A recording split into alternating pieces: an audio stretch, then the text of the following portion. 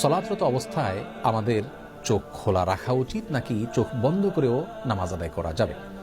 অনেকে চোখ বন্ধ করে নামাজ আদায় করলে তার মনোযোগ বেশি থাকে, এক্ষেত্রে তার করণীয় কি হবে? এ বিষয়ে প্রিয় নবী সাল্লাল্লাহু আলাইহি সাল্লামের সুন্নাহ তথা আদর্শ হলো সাধারণ অবস্থায় তিনি সালাত আদায় করার সময় চোখ খোলা রাখতেন। তিনি যখন সালাত আদায় করতেন তার দৃষ্টির সীমানা তথা সিজদার মধ্যবর্তী জায়গা তিনি দেখতে পেতেন।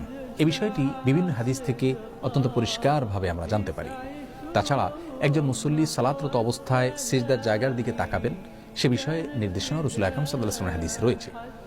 সুতরাং সাধারণ এবং স্বাভাবিক অবস্থায় একজন মানুষ চোখ খোলা রেখে সালাত আদায় করবেন, সে বিষয়টি তার জন্য উচিত এবং উত্তম এবং সুন্নাহসম্মত।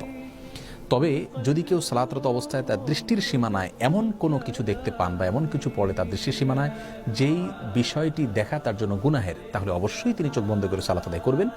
আর যদি যৌক্তিক কোনো কারণে তার চোখ বন্ধ করে সালাত আদায় করতে হয়, যেমন স্বাস্থ্যগত কারণে ইত্যাদি, তাহলে অবশ্যই তিনি সালাত আদায় করতে পারবেন চোখ বন্ধ করে।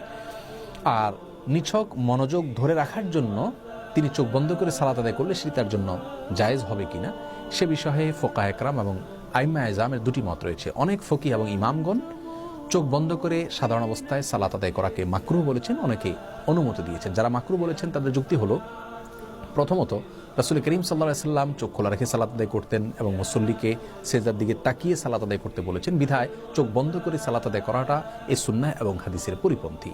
আর দ্বিতীয়ত কোন কোন বর্ণনা দ্বারা জানা যায় যে ইহুদিরা চোখ বন্ধ করে ইবাদত করতে, সালাত আদায় করতে, বিধায় তাদের সঙ্গে যেন মিল না থাকে বা বৈপরীত্য থাকে, আমাদের ইবাদতে যেন স্বাতন্ত্র থাকে, সেজন্য আমাদের চোখ খোলা রেখে সালাত আদায় করা উচিত, চোখ বন্ধ করে সালাত আদায় করা মাকরুহ।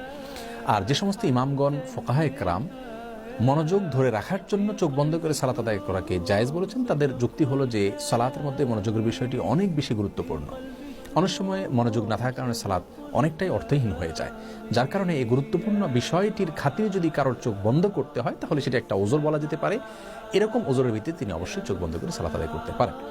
পুরো বিষয়কে সামনে রাখলে আমাদের কাছে যে বিষয়টি পরিষ্কার হয় তা হলো, সাধারণ এবং স্বাভাবিক অবস্থায় একজন মানুষের চেষ্টা করা উচিত চোখ খোলা রেখে সালাতের মধ্যে মনোযোগ ধরে রাখার। অন্যদিকে চলে গেলেও মনোযোগকে আবার ফিরে আনার চেষ্টা করতে হবে। এই কসরত তিনি করতে থাকবেন সালাতের মধ্যে, এবং এটাই হলো সালাতের সঠিক এবং বেসিক পদ্ধতি।